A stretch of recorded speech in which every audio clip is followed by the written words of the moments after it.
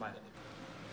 All right, now, after that, we get to our second conversation. We are talking about the impact of digital tech on businesses. And joining us is Evelyn Karimi, who is the CEO of Wika Leathers. Thank you so much for joining us. Thank you.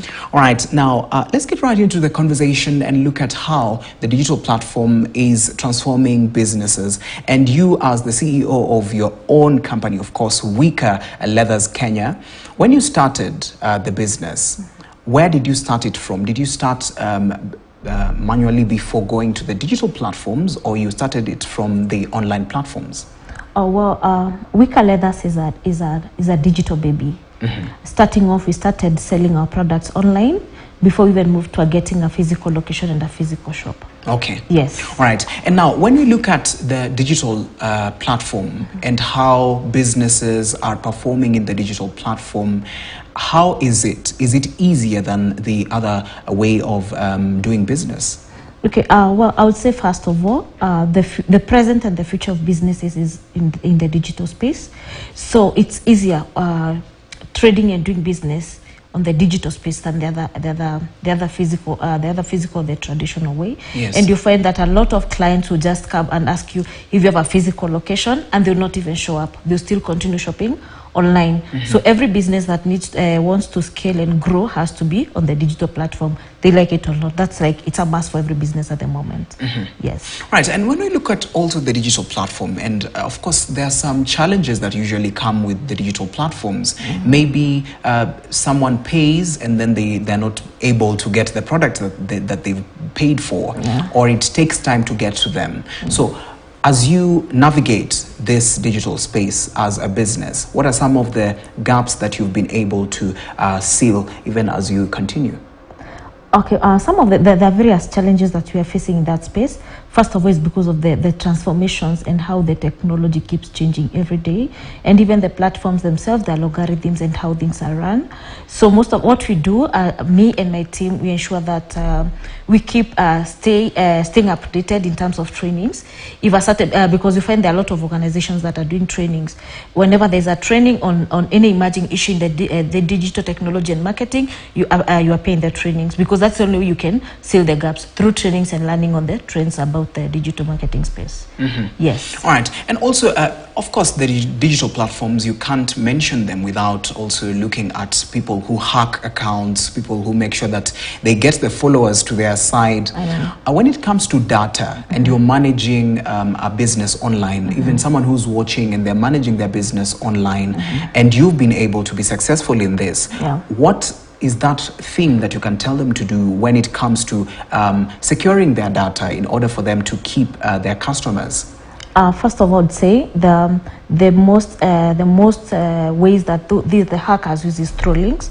If you are running any platform online, never click on a link that you're not aware or you don't know much about, mm-hmm. because that is the ways they use to make sure that you secure your passwords and use most of the platforms have the 2 and 3 factor authentication. Before you can log into a platform, you have to access it maybe through your phone number, through your email, and sometimes through a call. So make sure you have those steps, you have activated those steps so that anyone trying to access your account, you're the first person to receive it. And of course, you don't share your password with everyone. Mm-hmm. Yes. Of course. All right. And now, when you look at the COVID-19 period, mm-hmm. because very many online businesses grew at that time, mm-hmm. how did this period transform you as the owner of Wika? COVID helped us so much appreciate technology, because remember, there was no movement at that time, or if there was very little movement, and a lot of people were shopping online. And at that time, we realized there's a lot of power in the digital space. That's when we moved and we made sales. Mm-hmm. Yes. Mm-hmm. Yeah. And also, when you look at also this platform, yeah. what is it that customers usually ask for a lot, especially when it comes to the prices? Because there are platforms where you go, you ask, maybe on Instagram, you ask, mm-hmm. okay, the price, you're not given the price, you're told, okay, come to the shop. Mm-hmm. So is it that, possible for a business to mm-hmm. thrive online, where you have all the prices put there, mm-hmm. where you have everything put there, and then mm-hmm. someone can pay there? Because many of the businesses want to put there, but now when it comes to the prices, mm-hmm. it's sort of it's not very clear, especially when it comes to the Facebook pages that we have, the Instagram pages that we have. Okay, for me, I would advise anybody in business and you're running your business on the online platforms, give every information that you can. Give the prices, because you're not hiding the prices unless you're trying to con people. Give the prices, give the phone numbers that you're using, even if it's more than one. If there's a physical location, indicate it there, because customers will come and now start asking for prices. So if you have the price there, the next question the person will ask, how do I purchase? That is easy. And now most of the platforms have sections where you can indicate all this information, even how you can shop. So the best way to make sure that you succeed in the online platform is to make sure that you give as much information as possible on the bio and even on your posts, like the direct post. If today I go post a bag, let me give the bag the name, the price, and even the contact with this person, how this person can reach us. Even the pay bill means, if it's a pay bill or a till or all the payments mode available, give them there. That way the client doesn't have to feel like they have to ask so many questions. Yes. Right. With the high cost of living, of course, in the country, how has this affected businesses in the digital space? Because you can say, okay, the physical ones, people have said, okay, this is what is happening, we can't go. So has the high cost of living affected the digital businesses as much as the traditional ones? Of course they have.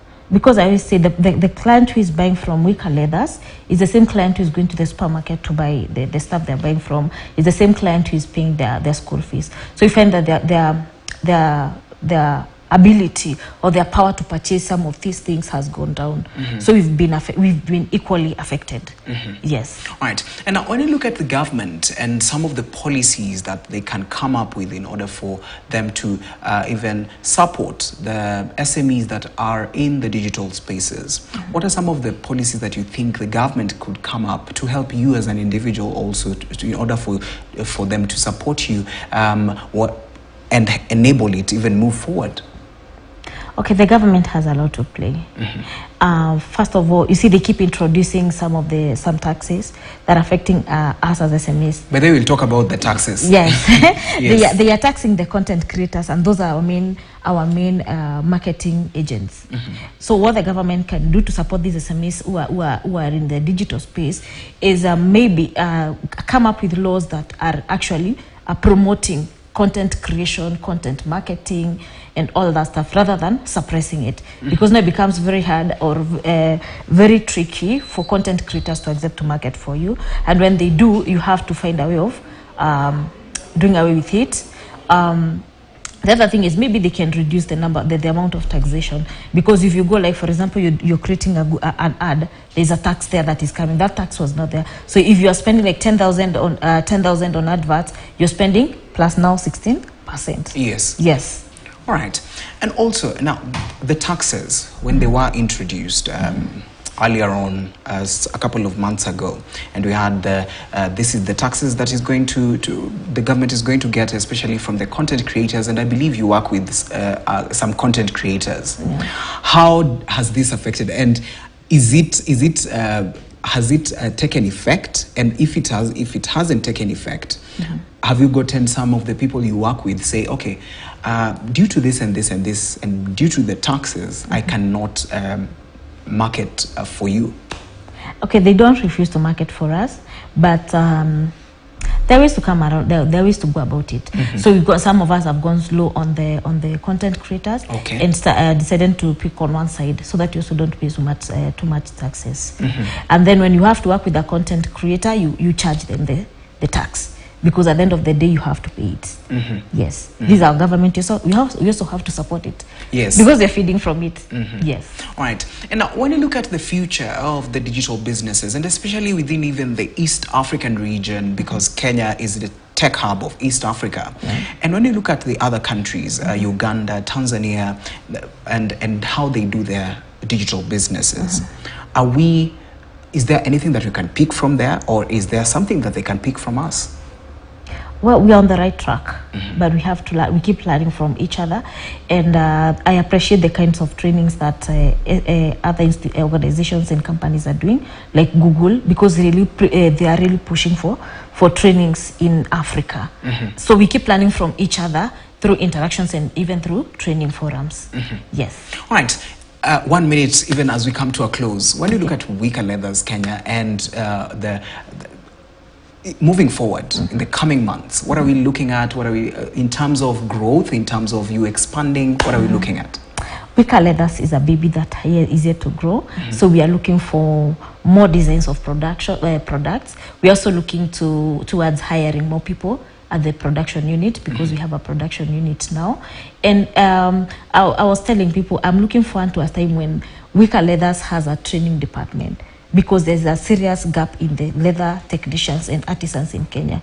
Even the ones getting trained in the university, sometimes they don't have the skill hands-on, they just have the theoretical part of it. So I'm really looking forward towards a time when I can train artisans, so that Kenya has enough artisans to work with leather, and we have more leather businesses working without training. All right, thank you so much. And there you have it from Evelyn Karimi herself, who is the CEO of Wicker Leathers Kenya, speaking to us about the impact of the digital technology on businesses and also the way forward. And she has said the way forward is digital. All right, we've come to the end of business today. My name is Kelvin Yakundi. Stick around. Biuya KTN is coming up next.